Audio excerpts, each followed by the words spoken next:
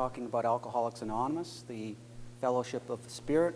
That is a quote that I took from the Big Book, and I'll be trying to stick as close as possible to the source material from the 12 and 12 Steps and 12 Traditions, and the 1976 version of the book called Alcoholics Anonymous, which is nicknamed the Big Book.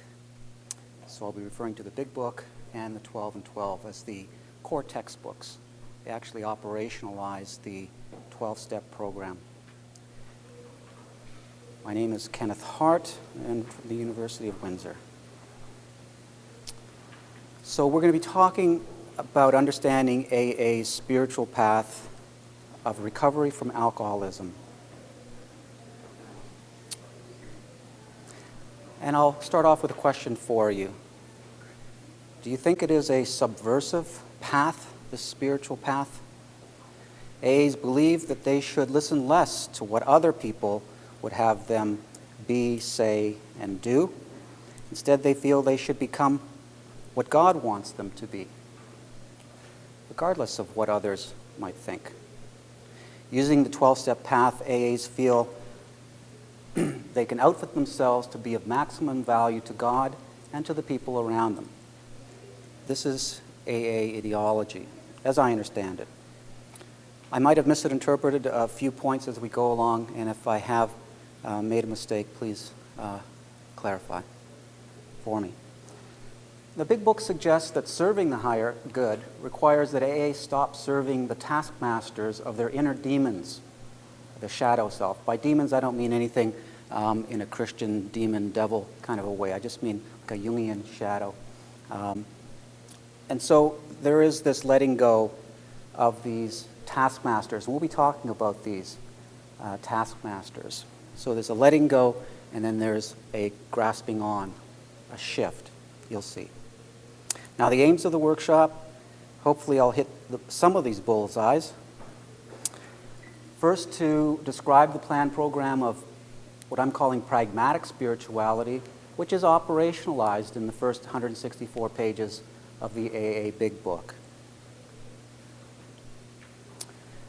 And these pages from AA's Manual for Living, and this is how I think of it, as a manual for living a virtuous life, outline each of the AA 12 spiritual steps.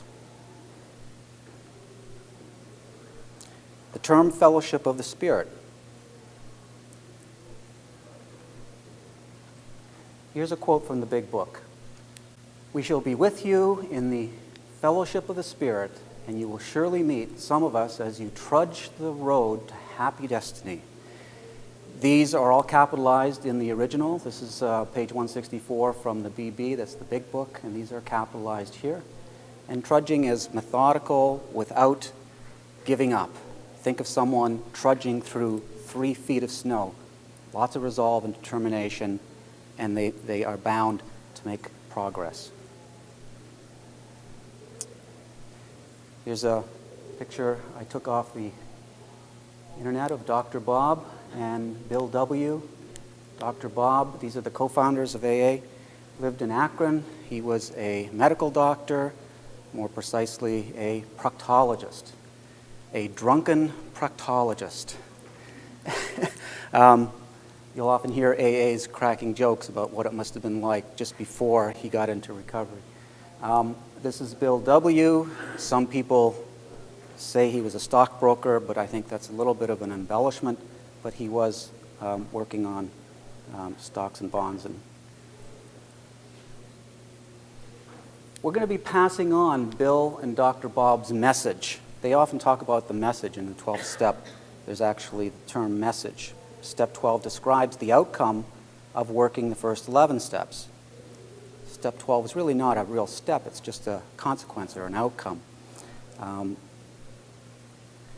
here it is. Having had a spiritual awakening as a result of these steps, these first 11 steps, we tried to carry this message to alcoholics and to practice these principles in all our affairs. So it's this message. What is this message that gets passed around and that I'm going to pass on to you? What message does AA seek to pass? The message I hope to convince you, is a spiritual one. Every man can get well. The only condition is that he trust in God and clean house. This is a phrase that Dr. Bob was very fond of. What's AA all about? Dr. Bob, he'll say, trusting God and cleaning house. So I'm going to try to unpack that in the next 2.5 hours. The AA Big Book is considered a kit of spiritual tools. And these spiritual tools are embodied in each of the 12 steps themselves. This is a phrase that I took from page 95 of the Big Book, the 1976 edition. It has been updated since then. These references are all to the 1976 edition. I don't know if you can see that, but it says here also for professionals, there's the Recovery Dynamics Counselor's Manual. Now, there are all kinds of manuals. Hazelton has developed manuals for their counselors. This Recovery Dynamics Manual, I think, is superior to anything that Hazelton has put out. This was developed by a fellow named Joe McQuaney. Joe, you might know, some of you, is famous for the Joe and Charlie Big Book seminars and Big Book workshops. They travel around the country and to foreign countries, teaching AAs, not counselors, but teaching AAs about recovery program and how it's not about abstinence, how it's about sobriety. We'll talk about the difference between abstinence and sobriety later. But Joe runs a Minnesota model type treatment program in Arkansas. And this is what their counselors use for the inpatients. So this is really the world's best 12-step facilitation. We don't have to do any more NIAAA grants developing new 12-step facilitations. We've got it right here. I doubt that any Ph.D. level graduate students could facilitate this effectively. I think that it really requires someone who is themselves a recovered AA, has a little bit of education, some really good social skills, but that can empathize and develop that therapeutic rapport.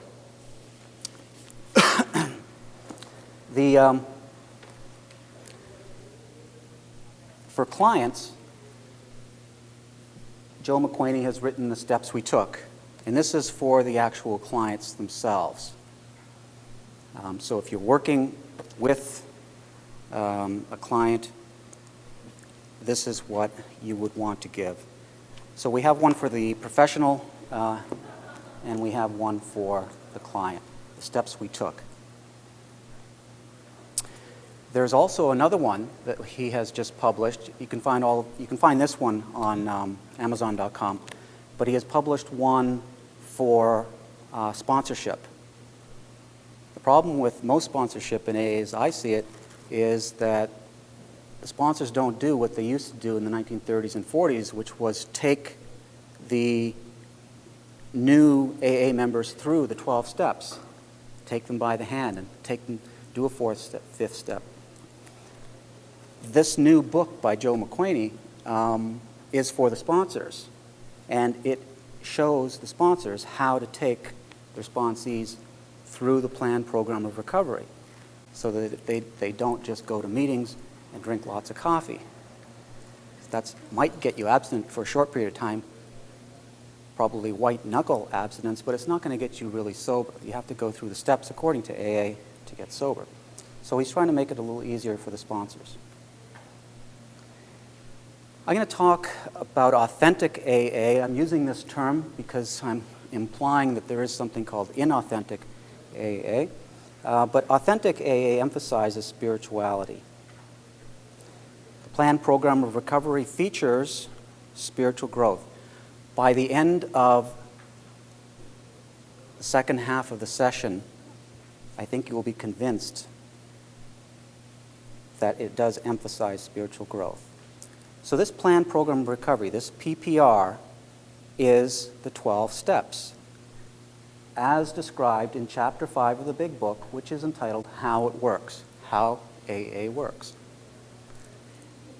It is my sincere hope that people who are developing AA involvement instruments for research will go to Chapter 5 and develop items to assess high-fidelity assessment of how it works.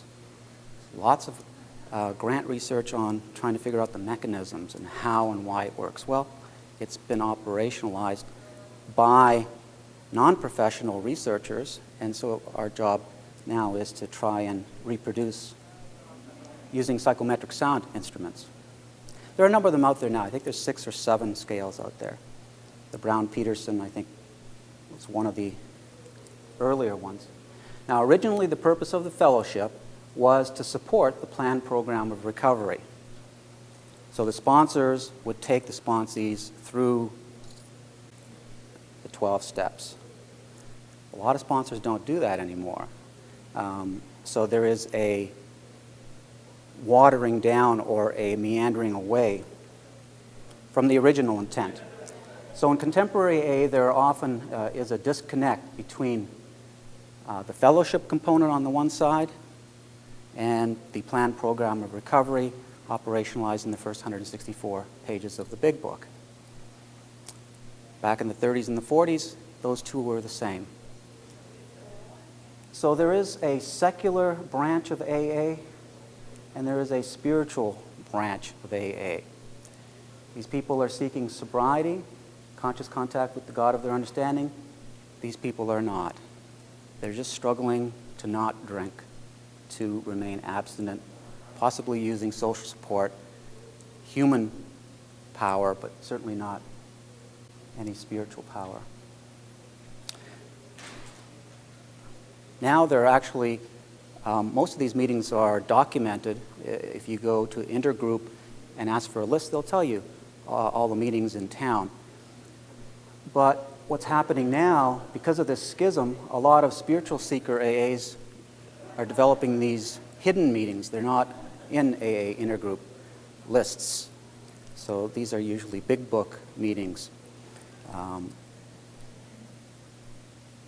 But that would be the high-fidelity AA groups. Being an AA member may not mean that one is in recovery. The assumption is often made that if you show up at a meeting, you're in recovery. Now the research is differentiating between attendance at AA meetings and active participation, internalization, AA achievement, embodying the beliefs and the practices. But just being a member may not mean that you're in recovery. So not all members of AA are in recovery. Only the members who seek sobriety and not just abstinence are considered to be in recovery according to AA literature. So how does this work? Sobriety, according to AA, my understanding of AA, is only achieved by adherence to the planned program of recovery described in the AA steps, these 12 steps that are taught to inpatients using this recovery dynamics and this book called The Steps We Took. Each chapter is on a different step.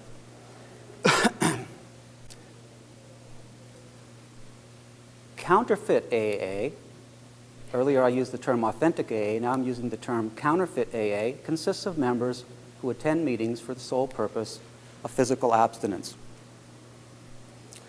People go to meetings for a lot of reasons, and some people go to meetings not because they want to become abstinent. They're lonely, they have no intentions of being abstinent, and they just want to alleviate themselves from their loneliness so they can socialize with other people. Maybe eventually they might get bitten by the recovery bug and get serious, but also you have people going to meetings to socialize. There's something called 13th stepping, where you have unscrupulous people using it as a dating service. So there are a number of motives, and physical abstinence is a popular motive, and sobriety is, I think, a less popular motive. I think proportion-wise, I'm not familiar with any research that's done this, but I think probably there's more people interested in just abstinence, not changing and growing along spiritual lines, than sobriety. But research is looking at this now. Sobriety is spiritual, according to AA's understanding. Authentic AA is spiritual. Its goal is sobriety and not just abstinence. Sobriety is flourishing in all domains of life: the mind, body, and spirit. And the mind includes things like cognition, cognitive activity, information processing, emotions, and motives. And we'll talk a lot about motives later on, which is where AA thinks the action is.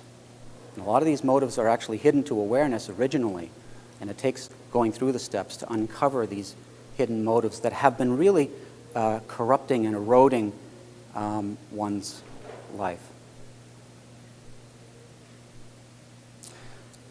Sobriety is not drinking and then some. Sobriety is not drinking and also being able to sustain optimal quality of life. You're seeing more and more empirical papers coming out now in the scholarly literature looking at sobriety and differentiating it from abstinence. The way I would describe it is abstinence, not drinking, plus a sustainable, optimal quality of life. As we go through, you'll see this is very reminiscent to the Seligman's Meaningful Life. If you're following all of the developments in positive psychology about living a pleasant life and the good life and then the meaningful life, you'll see that there's a lot of overlap between Seligman's idea that the person who is living the optimal life, the optimal quality of life, are using their signature strengths for a cause or a purpose that is greater than them, derive tremendous amount of satisfaction and gratification. And it's not just selfish benefit, they are benefiting others and society. And this is actually what 12 Steps seeks for its members.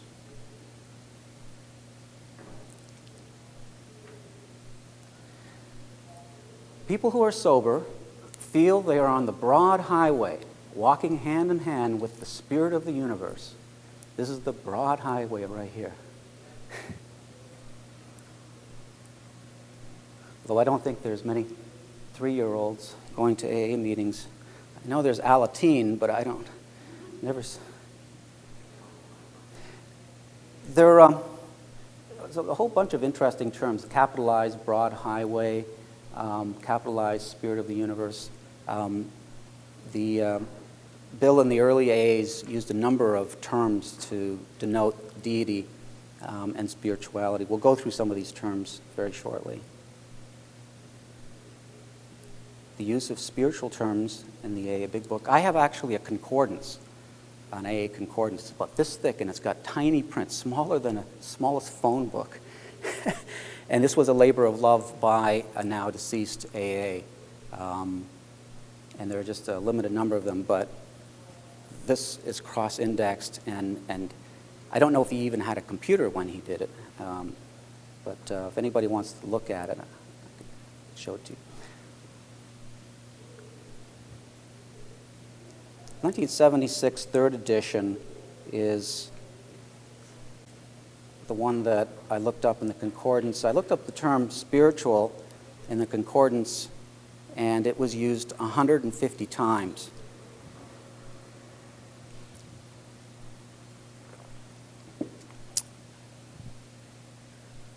Just imagine looking them up if you had to do it manually. The term God is used 277 times. This is not just in the first 164 pages, but this includes the stories in the back, too. The term creator is used 12 times. The term higher power is used 18 times.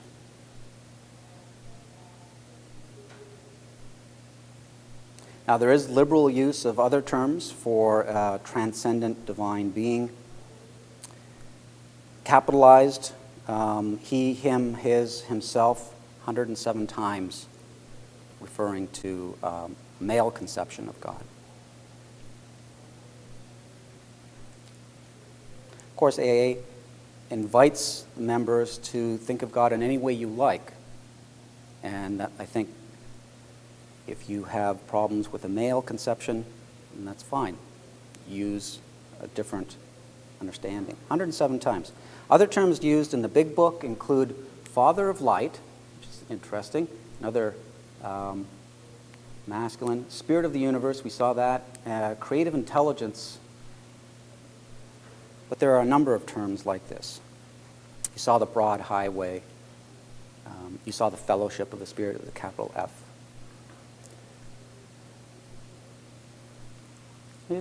Later on in the presentation, after the big break, there'll be a lot of verbatim quotes from the Big Book so that we can stay as close to the source literature. But here, it says in the Big Book, page 46, as soon as we admitted the possible existence of a creative intelligence,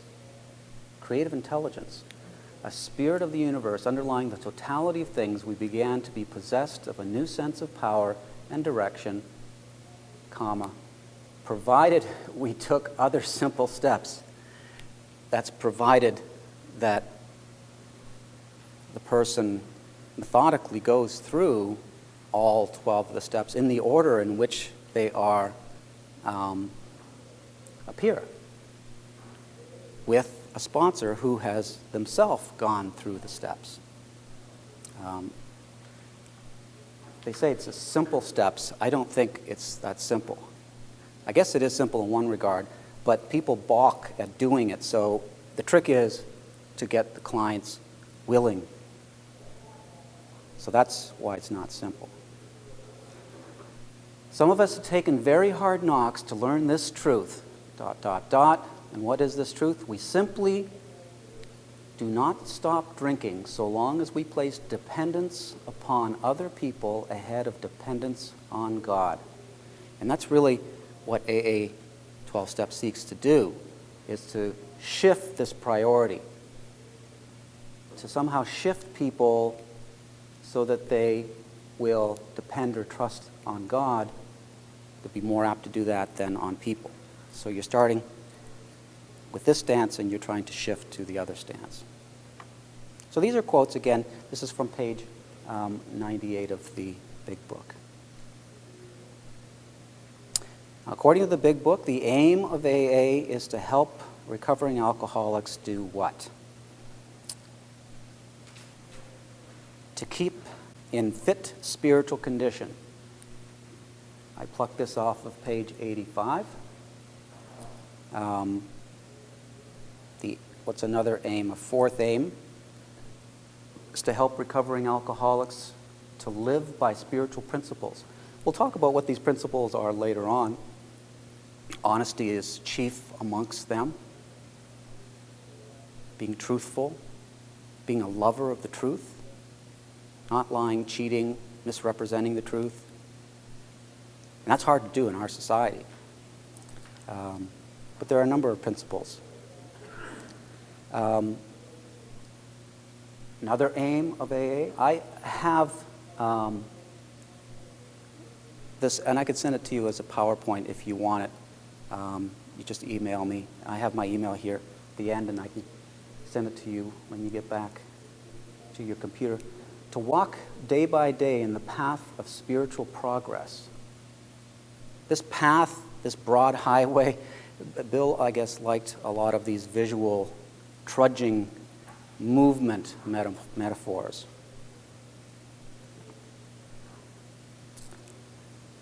And to grow along spiritual lines. As we go through, I'm going to unpack what actually it means to grow along spiritual lines. It's a very nebulous, abstract concept. So here's a summary. AA's 12 steps are steps. You can think of them as steps on a spiritual quest. And as you go up these steps, you become, quote unquote, enlightened. It is this vertical, transcendent journey to sobriety, up. But here you have someone going down. So when you become spiritually flabby and you lose your spiritual fitness and you stop adhering to the planned program of recovery, the big book predicts that you will relapse and go back toward alcoholism. And it's much more than just drinking excessively, uncontrollably. There's a number of character defects that relapse. The dishonesty relapses, the self-seeking, the inconsideration of others, the lack of courage. They talk about lack of courage or being cowardly as one of the major character flaws. So alcoholism is more than just drinking to excess and uncontrollably. Brief history of the 12 steps, really quick. The contemporary 12 steps represent a slight revision of a set of 6 directions followed by the first 100. Actually, not all of the first 100. The early members of AA in the late 1930s, middle, wasn't even all 100. It was just a few that used this 6-step program. And these 6 steps were based on Oxford Group tenets. The Oxford Group was an evangelical organization that promoted first-century Christianity. And it was very popular in the UK and the USA in the 20s and 30s. I'll say a little bit more on a few other slides. The leader was Reverend Frank Buckman, who was a Lutheran minister, and the Oxford Group was a forerunner of moral rearmament movement. So it did metamorphosize. Now the goals of the Oxford Group, you'll see that there's a lot of parallel between the goals of AA and the goals of the Oxford Group. To help members get right with God. Well, AA, you'll find, I have a slide at the end saying, it's about getting right with God, getting right with yourself, and getting right with other people. Those are the 3 domains of sobriety. So I think Bill got some of this right here. To help members give up personal control of their life and permit God to be in control. They call this conversion process soul surgery, which is an interesting metaphor, soul surgery.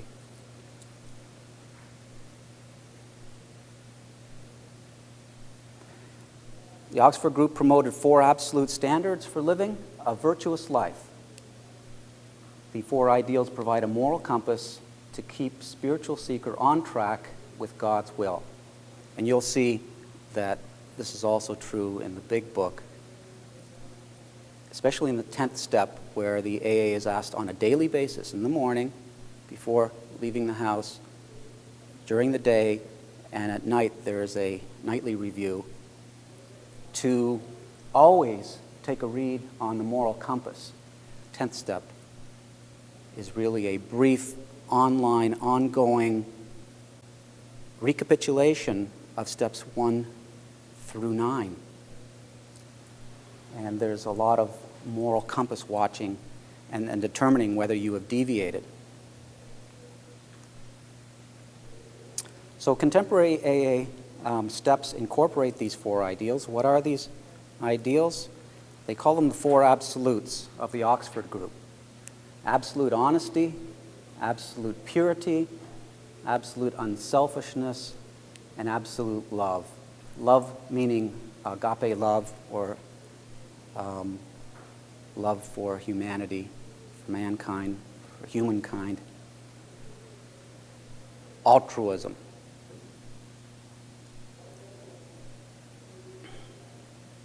There's a 5-point process for soul surgery. This is Reverend Buckman here. First, if you are a member of the Oxford Group, you are asked to share your sins and temptations in a group context. The group context consisted of what they call house parties. They didn't have AA back then, but they had AA-like meetings, and they were at people's homes. And they called them house parties. They would use this sharing as a witness to others so that they too might recognize and share their sins. And sin, my understanding, is just a deviation from those four absolutes. When you are deviating from honesty.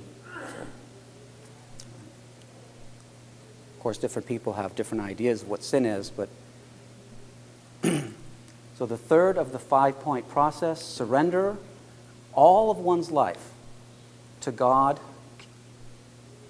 So surrender one's past, one's present, and one's future into God's keeping and God's direction, trusting that God will not harm you and that God will not point you in the wrong direction.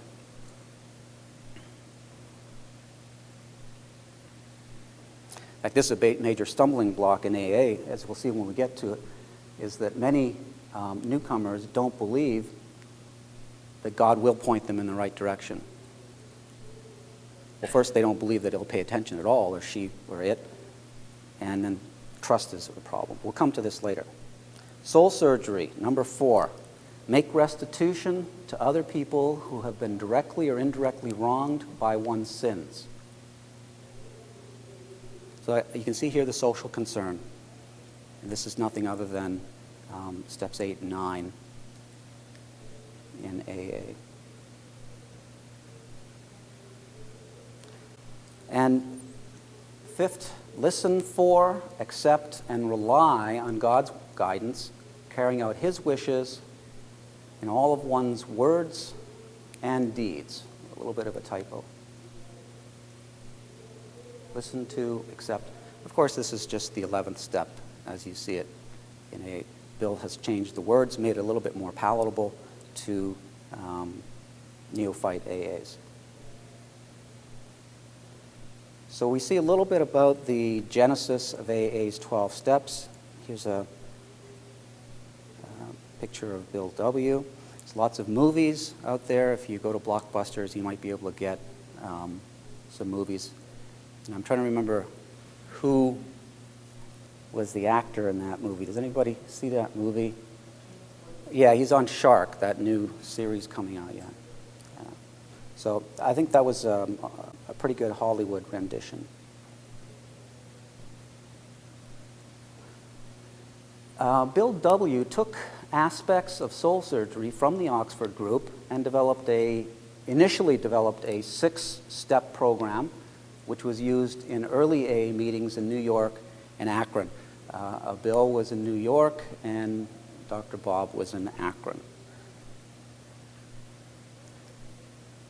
He didn't actually call them steps at that time. Bill called them 6 chunks of truth. What are these chunks of truth? Alcoholics, Bill thought, need to admit that we are licked, that we were powerless over alcohol. So that's just the first step as we see it today. We made a moral inventory of our defects or sins, and this is the 4th step as we know it today. We confessed or shared our shortcomings with another person in confidence. That would be a 5th step. You would do that with your sponsor, or you would do it with a clergy person. I don't think it's possible to get sober without a sponsor because you work as a team with the sponsor. So chunk number 4, we made restitution to all those we had harmed by our drinking. Number 5, we tried to help other alcoholics with no thought of reward or money or prestige. This you will see in the 12th step, but in the 12th step it is done automatically because it is part of the spiritual awakening. It's not something that people have to think about or force themselves to do. And we prayed to whatever God we thought there was for power to practice these precepts. And you'll see this over and over again as we go through each of the 12 steps. Always relying on God for courage and for the power. So these are these 6 chunks of truth, and Bill modified them into 12 steps. And according to AA literature, it took him a whole 20 minutes to revise these 6 into the 12. I'm assuming that's what he did when he wrote the 12 steps, is he had already the 6. So step 1 is understanding the problem. We'll be going through this again and again and again in different ways. Step 2, understanding the solution. Step 3, deciding to seek the solution. And step 3 is just a behavioral intention. It is an intention. It is a decision. There is no action. It is strictly cognitive or motivational. Steps 4 through 11 are the action steps, taking action to implement the solution. And so here we're talking about enacted AA behaviors and internalized AA beliefs. These are enacted and internalized as the AA goes through the steps under the guidance of a sponsor. Or if they're an inpatient in Arkansas, they would get Joe McQuaney or one of his counselors using this recovery dynamics manual. But that's done in a group. This is not individual counseling. That's for groups. And step 12 is not really a step. It's an outcome of taking the prior actions. And my understanding of the 12th step is that this is simply living a meaningful life, also known as a virtuous living.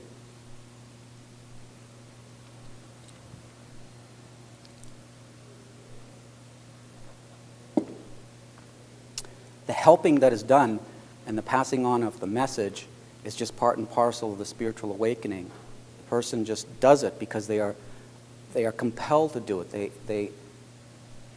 It's like a flower, it just blossoms. It doesn't try to blossom, it just blossoms. All right, step 1. So what is the nature of the problem? I'm going to go through the steps twice. We're going to go through them slightly differently. I'm going to give the first pass through is going to be a little bit more psychological. There'll be a little bit of spiritual jargon in there, and I will be paraphrasing my understanding of the core literature. The second time we go through the 12 steps, after the break, we're going to have a little 5-minute break in just half a minute now. I'm going to stop now for half a minute. But after the break, we're going to go through these 12 steps again, and I'm going to be using the source material. I'll be giving you verbatim quotes that I have selected that I thought illustrate the spiritual themes underlying step 1, the spiritual themes underlying step 2. So those verbatim quotes I'm going to save for after the second half of the workshop. So we're going to go through the steps twice and going at it from different angles using different kind of vocabulary. All right. So if we want to just take a couple of minutes now, maybe 2 or 3 minutes, if anybody needs to take a break. You want to look at these recovery dynamics manual.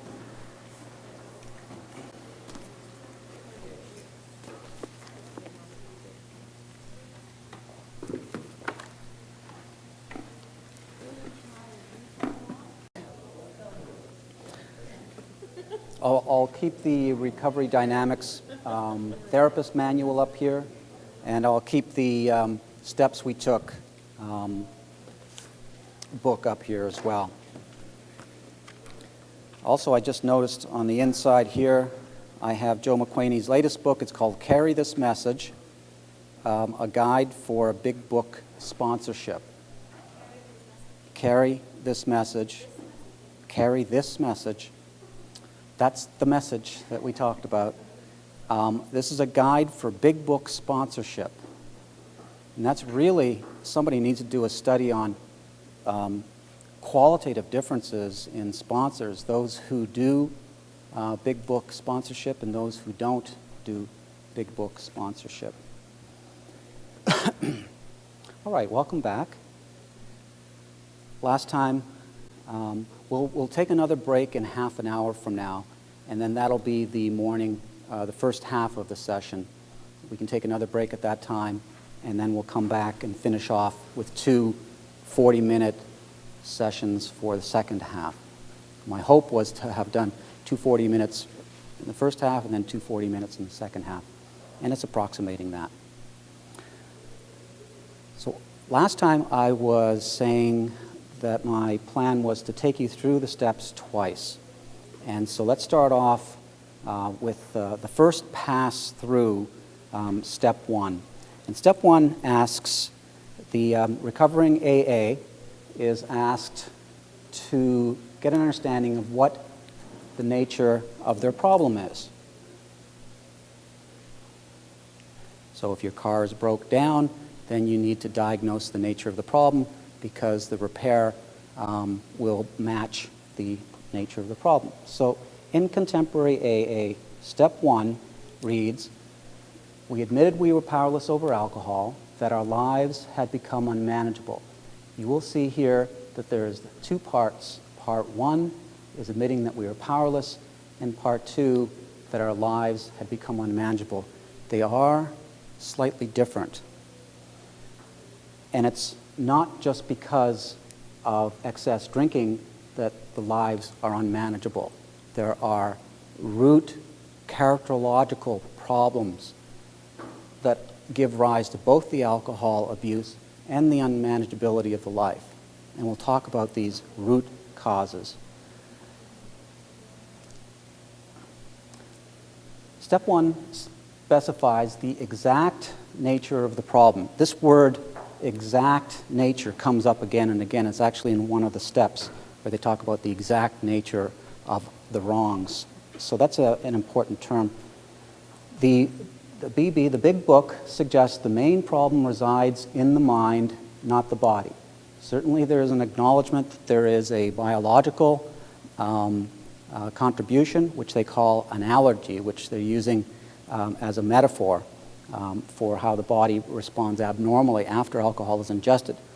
But according to the big book, the main problem resides in the mind, not in the body.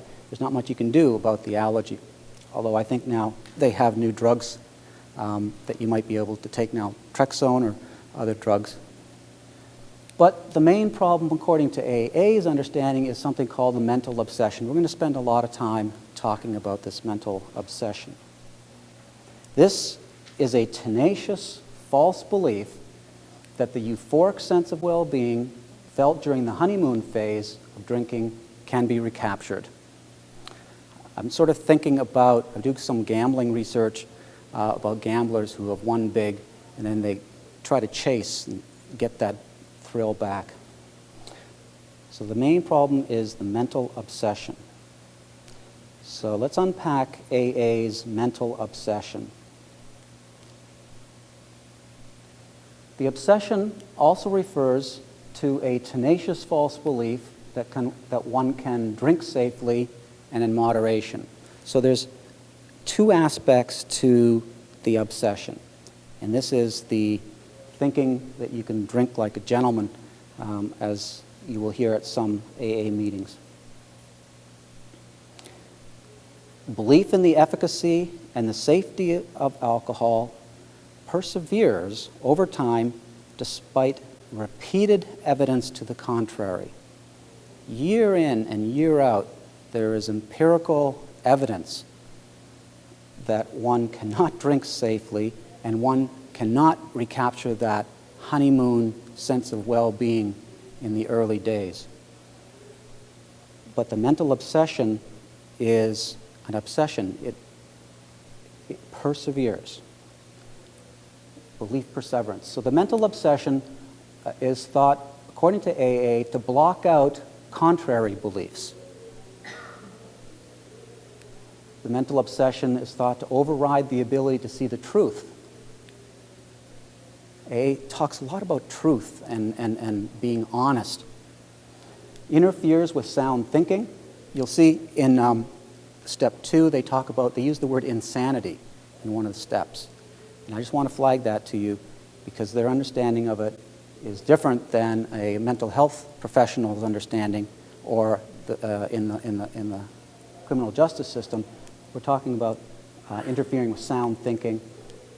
The mental obsession enables the alcoholic belief that one is not powerless over alcohol consumption. So the mental obsession serves a number of different functions. Really prevents recovery. The mental obsession refers to the insanity aspect of step 2, and I'm going to suggest that AA suggests that this is all about wrong thinking, the insanity. It's not legal or psychiatric insanity. I think Bill coined the phrase in 1938 or 37. So AA's mental obsession, a little bit more. Step 1 involves recognizing that insanity manifests during sobriety at the exact time when the decision is made to consume alcohol. The decision is thought to be insane. An alcoholic is sober at some point during their life, and they decide to take a drink. AA's understanding is that decision is made when a person is sober, and they would consider that to be insane. That is not right thinking. We're going to unpack this as we go along. So insanity is not the dumb things and the ridiculous things that people do after they have blood alcohol levels over 0.08 and they are inebriated. That is not AA's understanding of the term insanity. It is extremely faulty, flawed thinking that goes into the decision that one can drink safely this time. It's going to be different than it has been for the last 500 times. So the decision to drink is thought to be insane or irrational, given the knowledge that one is, quote-unquote, allergic. Now, this term allergic refers to the body. AA does acknowledge that there is a strong biological component, that once alcohol is into the system, it is very difficult to inhibit continued drinking. There's something going on, according to AA's understanding, which they developed in the late 1930s and 40s. Obviously, medicine has advanced since then, but they do talk about enzymes and biological processes. They call this the allergy. It's an abnormal reaction of the body to ingesting alcohol, which causes the person to be unable to stop once they start. So it's a metaphor. If you were allergic to strawberries and you had an abnormal reaction, this would be the metaphor. If you nearly died or you ended up getting thrown in jail or you lost your driver's license every time you ate strawberries, you would eventually stop eating strawberries. The thought would come, I should eat strawberries, and you would make a decision not to eat strawberries. The insanity here is these people are just as allergic to alcohol as somebody would be to nuts. You know, they eat peanuts and then they die. Well, these people have almost died repeatedly and got into all kinds of horrible difficulties, but they still will decide that it's safe to drink. So this is the insanity. The AA at step 1, we're still at step 1, comes to believe that stinking thinking, which is one of their terms, before taking the first drink is the problem. This is the mental obsession. That stinking thinking before taking the first drink is the problem.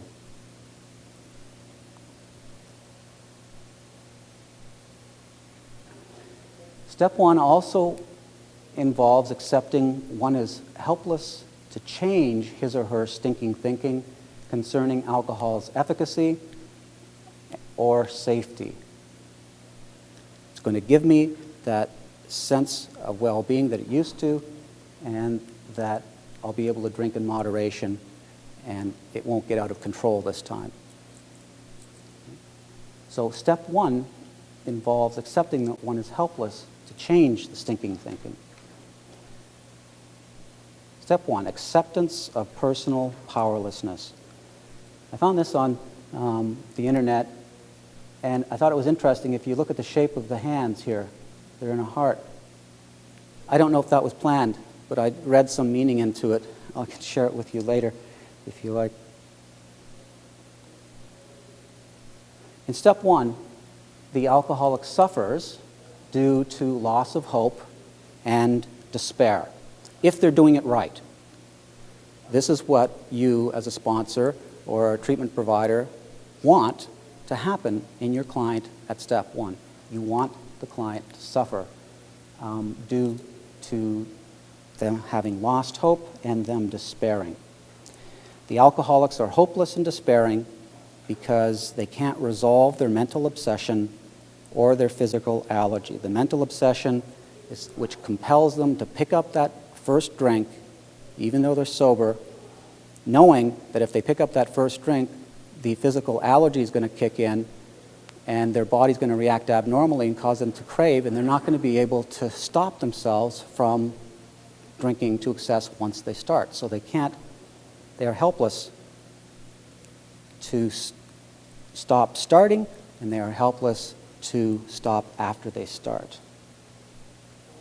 So the hopelessness comes from a double awareness, according to my understanding of AA literature. So what is this double awareness? First, it's futile to attempt drinking in moderation. Accepting that it's futile to attempt drinking in moderation. And the second awareness is that one is condemned to be victimized for life by the malevolent influence of uncontrollable consumption of alcohol.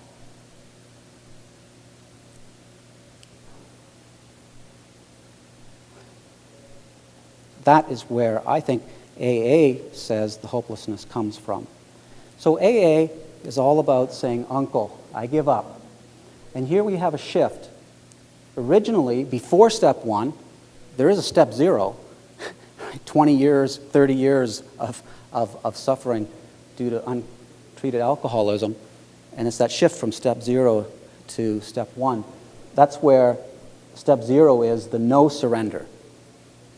And then the white flag, once you pick up that white flag, you've made that transition and you have worked the first step. You have said, "Uncle, I give up."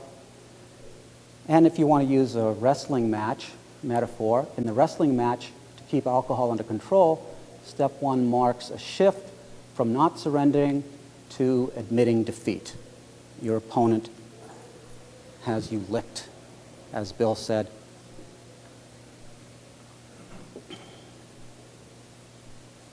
So at step 1, the AA gives up hope that self-will has the ability to control one's drinking. They convince themselves that they can't. This is thought by AA to be an honest and truthful admission that alcohol is more powerful than the exercise of free will.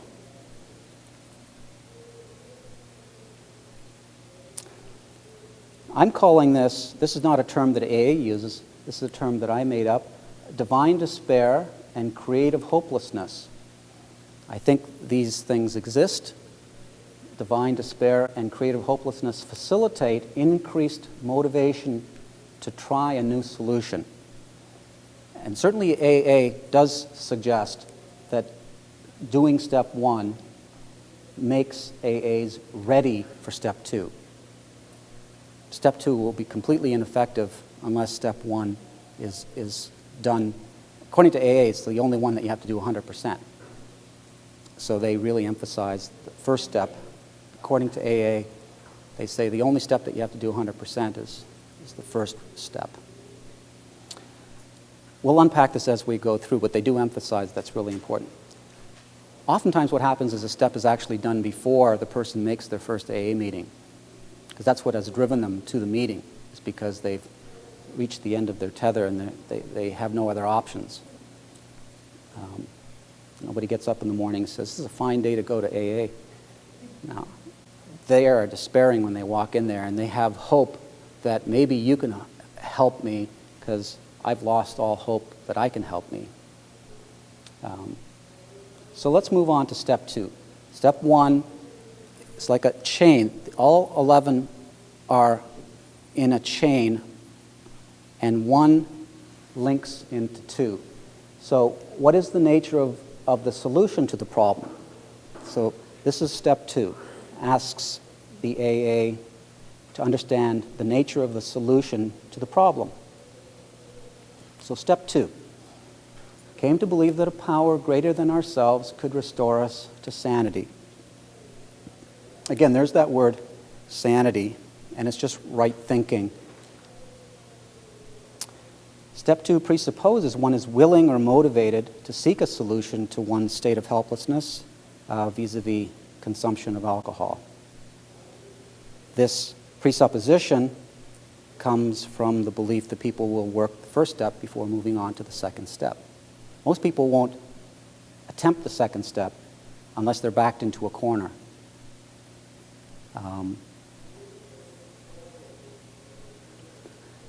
Who was it that said that people find their way to heaven by backing away from hell? That's sort of what the first and second step are like. People are driven to the second step. Step 2 is a shift in thinking that takes time, and I'm just emphasizing the process. The word came to believe. It is a process that unfolds over time. Believing a solution to one's helplessness exists. This is what I think the belief is. The third word, belief, I think is believing that a solution to one's helplessness exists.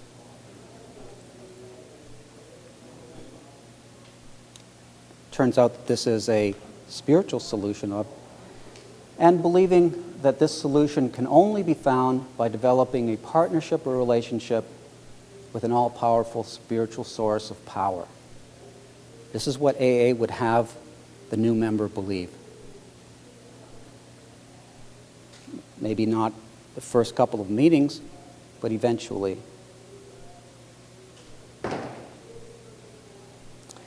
And those people who are never able to work the second step may continue to go to AA meetings, but they are not trying to grow along spiritual lines.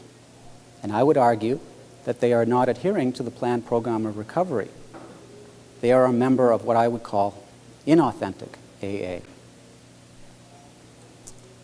or secular AA. By the way, there's a lot of people, well, not a lot, there are a number of people who really have no business going to AA meetings. They're not bona fide alcoholics. They might be heavy drinkers, they might be drug addicts, but there are a number of people who are not bona fide alcoholics that are going to AA meetings, and they are mismatched.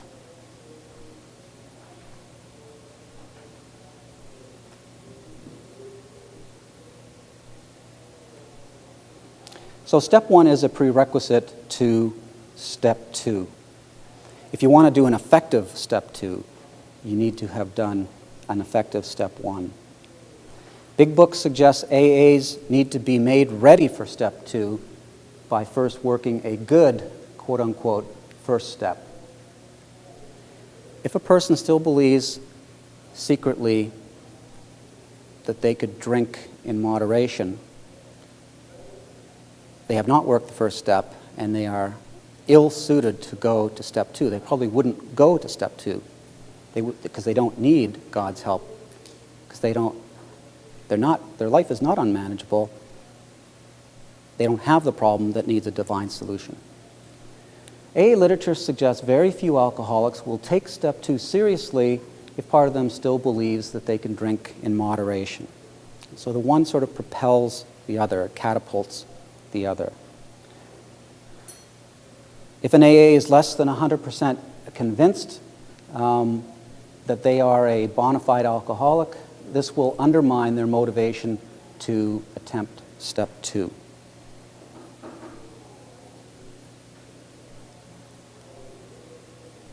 And if their goal is not to abstain, but if their goal is to moderate their drinking and learn to cut back a little, they are ill-suited to continue on the 12 steps. They are stuck at step 1 until they work it. They either are going to leave AA or they're not going to get sober. They might possibly become abstinent, but they're not even trying to be abstinent. They're trying to be... There are a number of people who go to AA with the intent of learning how to control their drinking, and they are poorly matched. And they probably drop out fairly shortly. Step 2. So coming to believe that some sort of a supreme being exists, A, and that it could be, but need not be called God.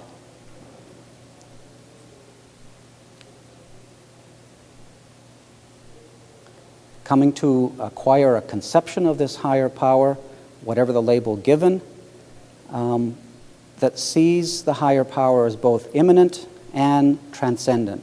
I think this is emphasized again and again in the AA literature, that this higher power is available in the world. It is immanent, but it is also transcendent. So this is a different kind of a conception of a higher power. But you will see it again and again as we go through the quotes at the second half of the talk. You'll see this is a special kind of a higher power. So coming to believe that this higher power, HP, is available, coming to believe that this higher power is able and willing to resolve one's intractable predicament. This is what is asked of the AA at step 2. If anybody's doing research and they're involved in scholarship, these are the kinds of questions that might want to be designed on a survey.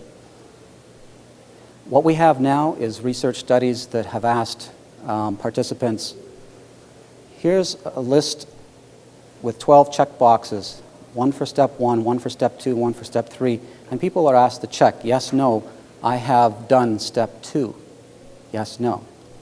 These are so full of error, these measurements, that they are, I would probably be like me taking this glass, putting it up to my ear, and then going up to the wall over there and trying to see what's going on in there and figure it out. I mean, it's just a poor indicator.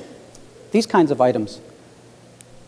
Higher power is seen as a solution to the admitted problem of personal powerlessness over the mental obsession that drinking alcohol is effective and safe. These people are obsessed with the idea that drinking alcohol is effective and safe.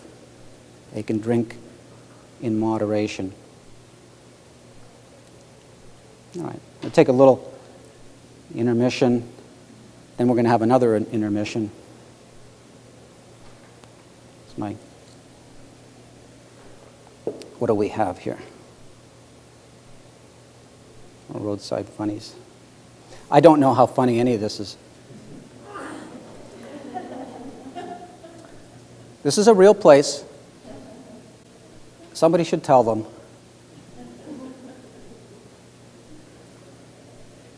It's on the way to Terre Haute, maybe. This is a sign providing evidence that hell can indeed freeze over. Anybody know where this is? It's in Michigan. Yeah. Yeah.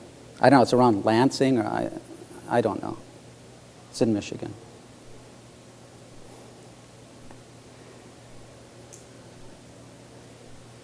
It's a BMW owned by a dumb man.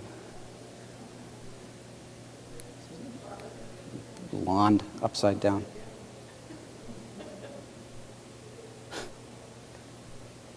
They did that intentionally.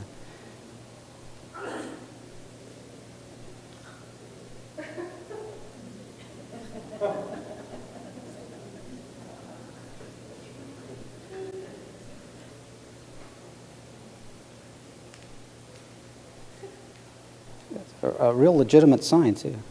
Oh. You can get 10 pounds of marijuana for $1.49 at this IGA.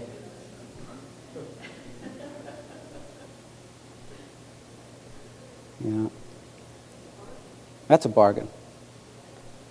This brings us to step 3. And step 3, the AA is asked to resolve to pursue the proposed solution. Right? Step 1, they identified the problem.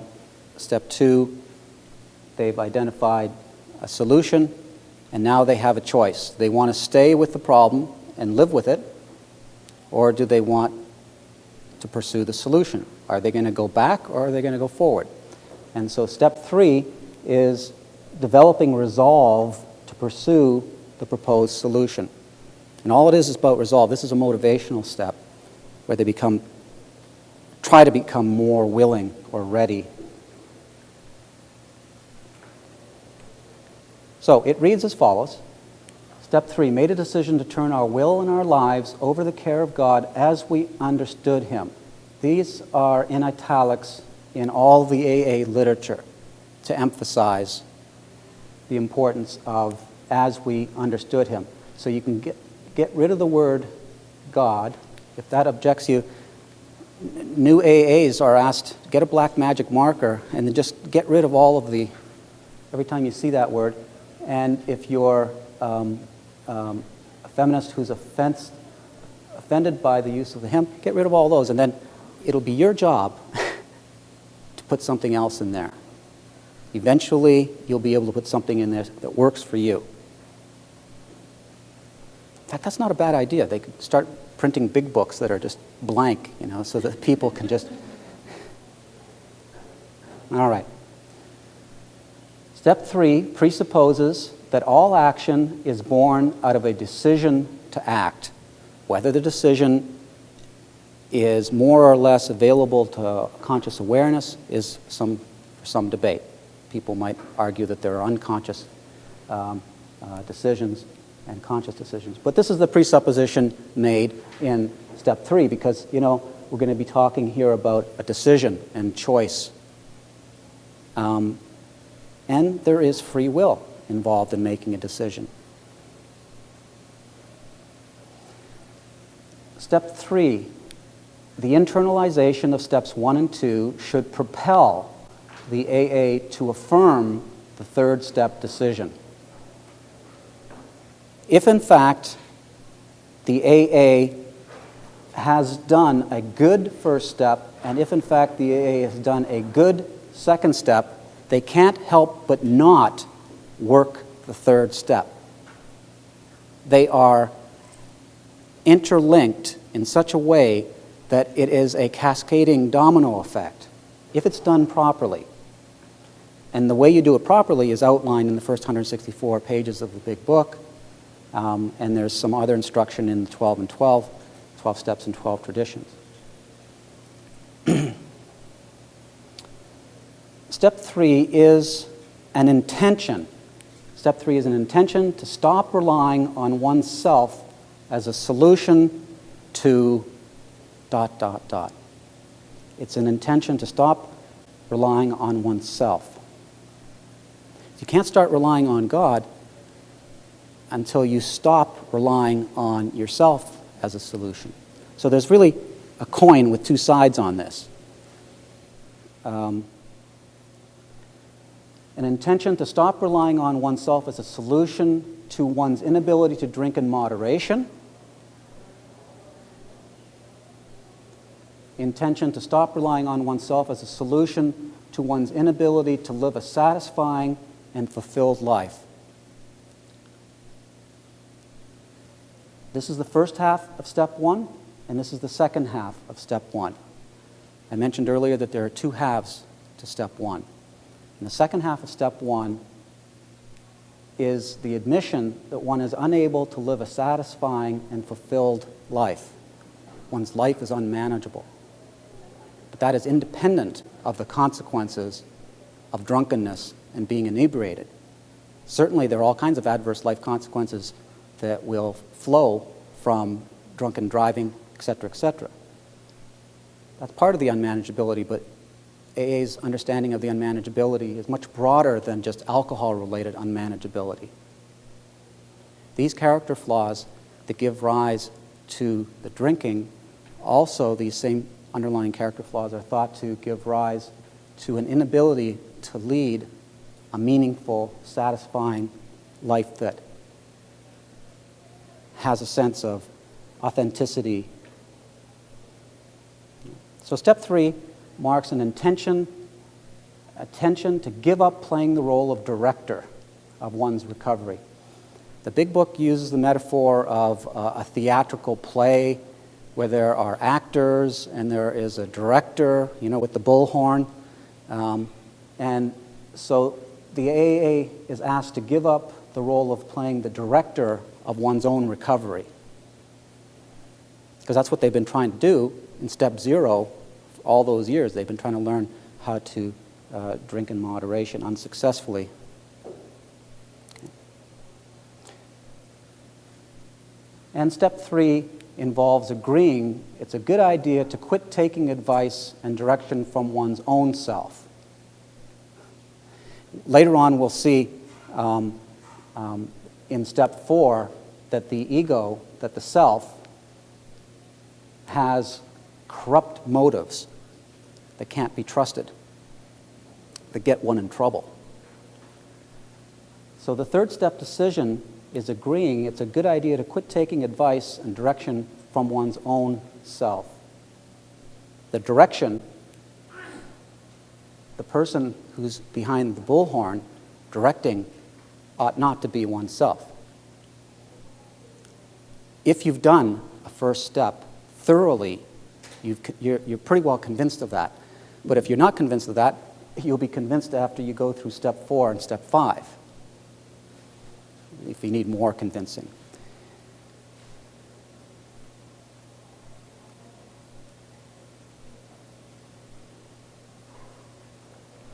We're going to finish off in the next 2 or 3 minutes, and we're going to be taking a break, and that'll mark the first half of the workshop. It's a 3-hour workshop, and then we'll be coming back and doing the second half of the workshop.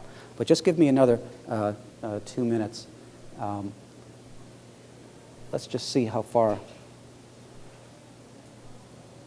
Yeah, all right. So this will be just 2 minutes. Finishing off on step 3 involves increased resolve to hand over control in life and let God, higher power,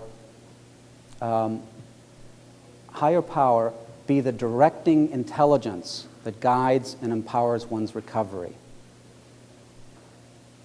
Hand over control in life and let God, higher power, be the directing intelligence that guides one's recovery and that powers or is the engine of one's recovery. In AA meetings, you'll often hear people saying, "Turn it over." This is one of the catchphrases or slogans. And that's what turn it over is about. It's handing over control to a higher power that is going to direct, that is a directing intelligence. This surrender to higher power requires one also decide to quit taking direction from one's ego. We call this denial of self. Distrust of the wisdom of the self grows in steps 4 and 5, you'll see after the break, with the recognition that motives serving the human ego can be corrupt, impure, and counterproductive. And that's why the life is unmanageable, the second half of the first step. And so, finally, steps 4 and 5 will teach, and 3 is leading up to 4 and 5. Steps 4 and 5 will teach the AA that decisions of the self or ego are often colored by hidden fears, dishonesty, and inconsideration of the needs and rights of others. And you shouldn't trust for that reason. So why don't we just take a break at this time, and we'll start off at step 4 after the break.